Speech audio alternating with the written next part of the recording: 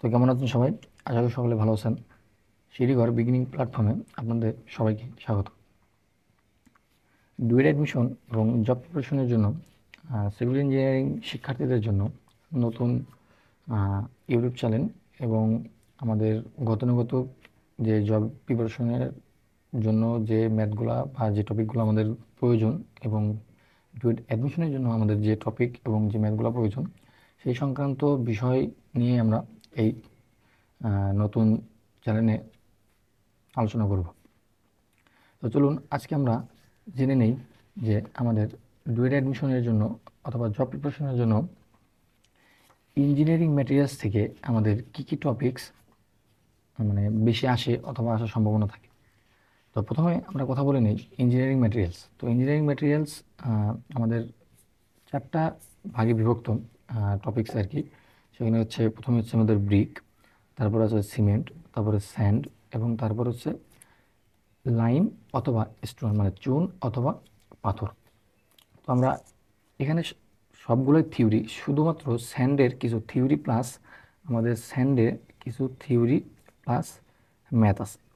তো থিওরিগুলো আশা করি আপনারা বিভিন্ন গাইড অথবা টেকনিক্যাল প্রকাশনের যেসব বই আছে সেখানে আপনারা বিস্তারিত পাবেন। তো আমরা এই চ্যানেলে শুধুমাত্র কথা বলবো ম্যাথ প্রবলেমস নিয়ে। আর যদি আপনাদের আগ্রহ এবং থাকে তাহলে আমরা বিভিন্ন থিওরি বিস্তারিত করব, সমস্যা নেই। তো আজকে আমরা কথা বলবো ক্লাস নাম্বার 1 এবং ক্লাস নাম্বার 1-এ আমাদের আজকের আয়োজনে থাকবে স্যান্ডের ম্যাথ প্রবলেম। অ্যান্ড স্যান্ডের ম্যাথ প্রবলেম বলতে বোঝাচ্ছে হচ্ছে আমাদের বেশ কিছু স্ট্যান্ডার্ড শিপ সাইজ আছে। তো সেগুলোর অ্যানালাইসিস করে আমাদের কী কী ম্যাথ ডুয়েট অথবা জব প্রিপারেশনে আসতে পারে পরীক্ষায় আর কি। তো সেই সংক্রান্ত বিষয় নিয়ে আমরা আলোচনা করব। তো আজকে আমরা একটা ম্যাথ প্রবলেম দেখব। তো ম্যাথ প্রবলেম দেখার আগে আমাদের বেসিক কিছু জিনিস জানতে হবে, সেটা হচ্ছে আমাদের স্ট্যান্ডার্ড শিপ সাইজ। তো স্ট্যান্ডার্ড শিপ সাইজ বলতে হচ্ছে আমাদের তোমার আপনার হচ্ছে এসিআই একটা গাইডলাইন আছে মানে কোড, সেই কোড থেকে আমাদের বেশ কিছু স্ট্যান্ডার্ড শিপ সাইজ মানে তারা এক্সপেরিমেন্ট করে এটা আমাদের দিয়েছে। সেটা হচ্ছে যদি আমরা সুতাতে অথবা এফপিএসে যাই সেক্ষেত্রে হচ্ছে 4 সুতা, 8 সুতা, 16 সুতা, 30, 50 এবং 100, সাথে 200 আছে। 200 আছে, এটা লিখিনি আর কি। যদি আমরা এসআই যাই তাহলে 5, 2.36, 1.18, 600 মাইক্রোমিটার, 300 মাইক্রোমিটার এবং 150 মাইক্রোমিটার এবং 200 সুতার জন্য আমাদের 75 মাইক্রোমিটার ব্যবহার করা হয়। তো একটা জিনিস মনে রাখবেন যে শিপ সাইজ আমাদের যত ছোট মানে শিপ সাইজ যত আমাদের ছোট থাকবে সেখানে যে আমাদের আকার, শিপ সাইজের যে আকার সেটা হচ্ছে তত বড় থাকবে। ওকে, তো আজকে আমরা শুরুতেই আর কথা না বাড়িয়ে আমরা ম্যাথ প্রবলেমে যাই, যে ম্যাথগুলো আমরা প্রায়শই ডুয়েট অ্যাডমিশন অথবা বিভিন্ন জবে দেখতে পাই আর কি। সেটা হচ্ছে প্রথমত আমরা যাই শিপ সাইজ অ্যানালাইসিসের ম্যাথে। তো আমাদের প্রথমত যে ম্যাথ, সে ম্যাথে দেওয়া থাকবে এরকম যে নিম্নের উল্লেখিত বালির শুকনোতার গুণাঙ্ক বাইর করো। এই ম্যাথটা আপনি সম্পূর্ণভাবে পাবেন হচ্ছে কমফোর্ট কসিং হোমের নিজ প্রকাশনীর গাইড, সেখানে আপনারা এটা পাবেন। তো আপনারা ওখানে দেখতে পারেন, ওখানে সব কিছু বিস্তারিত দেওয়া আছে। তো প্রথমত আপনাদের এরকমের ম্যাথ প্রবলেম থাকবে, সেখানে আপনার চালনী নং এবং অবশেষ থাকতে পারে। এখন এখানে বাংলায় আছে, ইংলিশেও থাকতে পারে। চালনী নং বলতে শিপ সাইজ নাম্বার, অবশেষ বলতে আপনার ওয়েট রিটেইনিং মানে যতটুকু অবশিষ্ট থাকবে আর কি চালনী ছাকানোর পর। তো আমাদের এখানে দেওয়া আছে 8 সুতা, 16 সুতা, 30 সুতা, 50 এবং 100। তো এখানে আমি আরেকটা বেসিক জিনিস বলে রাখি, সেটা হচ্ছে এক স্ট্যান্ডার্ড চালনী ব্যতীত, স্ট্যান্ডার্ড চালনী ব্যতীত অন্য কোনো চালনী নেওয়া যাবে না। মানে আমাদের যখন আমরা ম্যাথটা সলভ করব, সমাধানে আসব, তখন আমাদের স্ট্যান্ডার্ড চালনী ব্যতীত অন্য কোনো চালনী এইখানে আমাদের লেখা যাবে না। যদি মাঝে কখনো আমরা এরকম ফেস করি যে মাঝে আমাদের স্ট্যান্ডার্ড চালনী ব্যতীত অন্য কোনো চালনী অ্যাড আছে, তখন আমরা কি করব যে সংক্ষেপে যদি মাঝে সাপোজ মনে করেন 4 সুতা আছে, মাঝে আমাদের 6 সুতা দিয়ে রাখছে, তারপরে আমরা জানি কিন্তু এটা 8 সুতা। তো এই যে মাঝের যে 600টা, সেই 600টার যে গ্রামটা থাকবে সেটা আমার এইখানে অ্যাড করতে হবে। এটা যদি আমি একটু বিস্তারিত বলতে চাই, সেটা হচ্ছে মনে করেন জিনিসটা এরকম, এটা 400টা, এটা 600টা এবং এটা 800টা। তো যখন আমরা এটা মানে ঝাঁকুনি দেব, তখন আমাদের এইটার যে বালি যে এটা পরিমাণ অবশিষ্ট থাকার পর যেটা পড়বে, সেটা কিন্তু আমাদের 800টায় যাওয়ার কথা, কিন্তু এখানে 600টা যেহেতু আছে, এটা যদি আমরা সরাই ফেলি, টোটাল বালি কিন্তু এখানেই আসবে। তো এটা হচ্ছে মূল বেসিক আর কি, তো এটা মনে রাখবেন। আর আরেকটা বিষয় হচ্ছে যে যদি স্ট্যান্ডার্ড চালনির উপরে সাপোজ মনে করেন 400টা আছে, এর উপরে আমার 200টার কোনো একটা জিনিস দেওয়া আছে, সেটা যদি 10 গ্রাম থাকে, এইটা আমরা এখানে কিন্তু লিখবো না, এটা আমরা আগেই বলতেছি লিখবো না, কিন্তু এটার যত গ্রাম, সেই গ্রামটা টোটাল থেকে আমরা মাইনাস করতে হবে। টোটাল গ্রাম থেকে আমাদের কী করতে হবে, মাইনাস করতে হবে যখন আমরা অবশেষ বাই করতে যাব তখন। ওকে, আমরা ম্যাথ দেখতে থাকি, তখন আমাদের এটা আরও ক্লিয়ার হবে। তো প্রথমত আমাদের এরকম দেওয়া থাকবে চালনী নং অবশেষ গ্রাম দেওয়া থাকবে, গ্রামে দেওয়া থাকতে পারে অথবা অন্য কিছুতেও দেওয়া থাকতে পারে, যাই হোক তোমাদের দেওয়া আছে 800টা, 1600টা, 30, 50, 100। তো এখানে আমাদের গ্রাম দেওয়া আছে, গ্রামে দেওয়া আছে 5, 34, 127, 62, 12। তো আমরা খুব সহজেই 5টা ঘর করে নিব। সেটা প্রথমে থাকবে চালনী নং অবশেষ, পার্সেন্ট অবশেষ, কিউমুলেটিভ এবং এফএম। এফএমের ঘরটা এরকম ফাঁকায় রাখবেন, তাহলে সুবিধা হবে আর কি। হ্যাঁ, এখন আর একটা প্রশ্ন থাকতে পারে, যদি আপনারা এরকম দিয়েও দেন, সাপোজ আপনারা ঘর টানাই দিলেন, তখন আপনাদের যে কোনো এক ঘরে লিখলেই হবে, এটার কোনো ম্যান্ডেটরি কোনো বিষয় না। ওকে, তখন প্রথমে আমাদের এই ঘরটা ফিল আপ করতে হবে। এই ঘরটা আমি মানে আগে থেকে করে রাখছি, কারণ যাতে ভিডিওটা শর্ট হয় আর কি। আপনারা একটু পজ করে আপনার এটা ক্যালকুলেশন করে মানে শখটা করে রাখবেন, করবেন আর কি। তো প্রথমে তো আমাদের এই দুইটা টার্ম তো আমাদের গিভেনে দেওয়া থাকবে, এই দুটো টার্ম আমাদের কিসে দেওয়া থাকবে, গিভেনে দেওয়া থাকবে। এই দুটো আমাদের কিসে দেওয়া থাকবে, গিভেন, মানে আমরা প্রশ্নে পেয়ে যাব। এখন আমাদের বাই করতে হবে অবশেষ এবং কিউমুলেটিভ, তারপরে এর মোট, এই মোটে 100 দ্বারা ভাগ দিলে এফএম পাবো। তখন পার্সেন্ট অবশেষ কীভাবে পাবো, তো এর একটা আমরা সূত্র জানি, সেটা হচ্ছে যে সাপোজ পার্সেন্ট অবশেষ সমান সমান হচ্ছে যে অবশেষের যে মান, মানে অবশেষ ডিভাইডেড বাই টোটাল যে আমাদের বালি আর কি, টোটাল বললাম হচ্ছে মোট বালির পরিমাণ আর কি, ইনটু 100।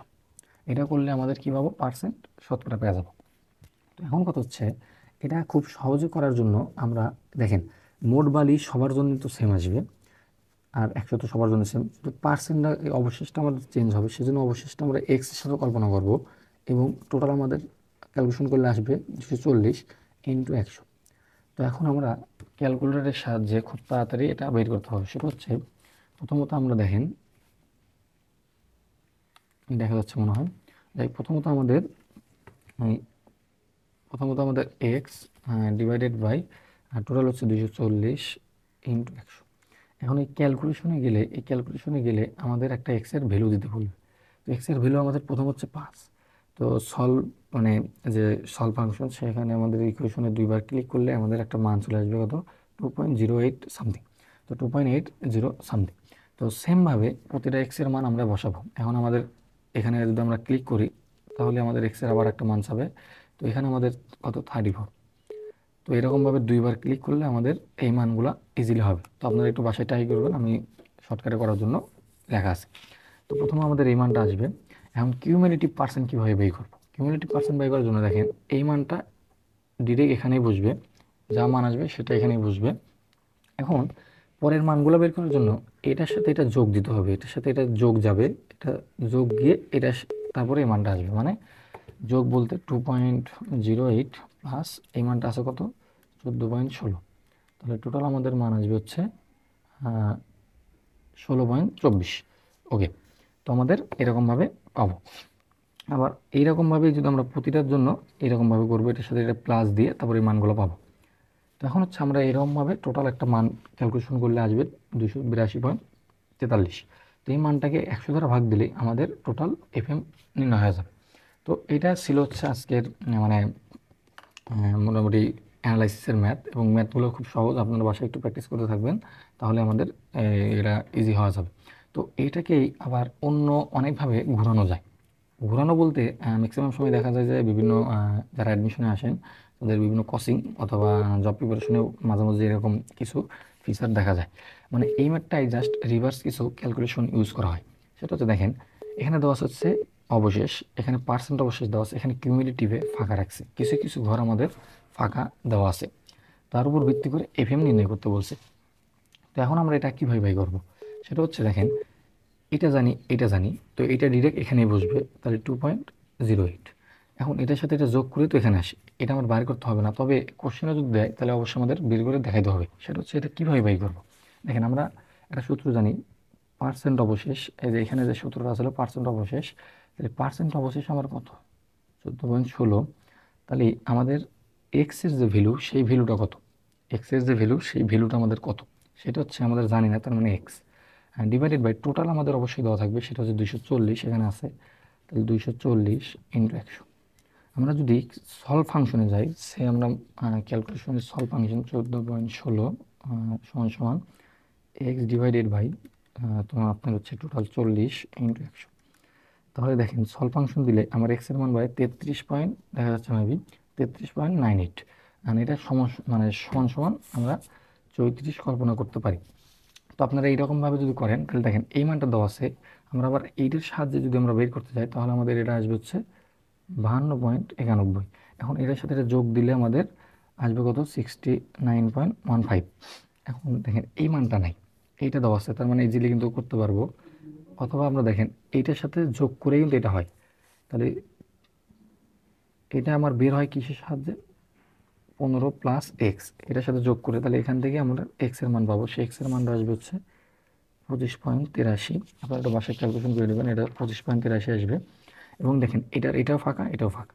এখন দেখেন এইটার সাথে এটা যোগ করে কিন্তু আসে, তাহলে আমার দেখেন 99.98 এই মানটা আসবে, এই 94.98 প্লাস এক্স, তাহলে এক্সের একটা ভ্যালু আসবে 5, এক্সের ভ্যালু আসবে এখানে আমাদের 5। এখন এটার উপর ডিপেন্ড করে এটা পাবো কীভাবে, এই যে এইরকমভাবে যদি আমরা আবার এটা ইউজ করি তাহলে এক্সের মান পাবো, আর এক্সের মান পাইলে আমরা এখানে 12 না আসলেও 12-র কাছাকাছি একটা মান আসবে, ওটা আমরা 12 হিসাবে কল্পনা করতে পারি। তো আমাদের মোটামুটি ডুয়েট অ্যাডমিশন অথবা জব প্রিপারেশনের জন্য শিফট সাইজ অ্যানালাইসিসের এই দুই ধরনের ম্যাথ বেশি আসে, হয়তো বা একটা থাকতে পারে তো আপনার হচ্ছে পার্সেন্ট অবশেষ কিউমুলেটিভ এবং এফএম নির্ণয় করার, অথবা আসতে পারে আপনার এরকম একটা ঘর থাকতে পারে, সব কিছু দেওয়া থাকতে পারে, এর উপর ডিপেন্ড করে কিছু কিছু জায়গা ফাঁকা রাখতে পারে, ফাঁকা জায়গা আপনার পূরণ করতে হবে, তার উপর ডিপেন্ড করে আপনার এফএম নির্ণয় করতে হবে।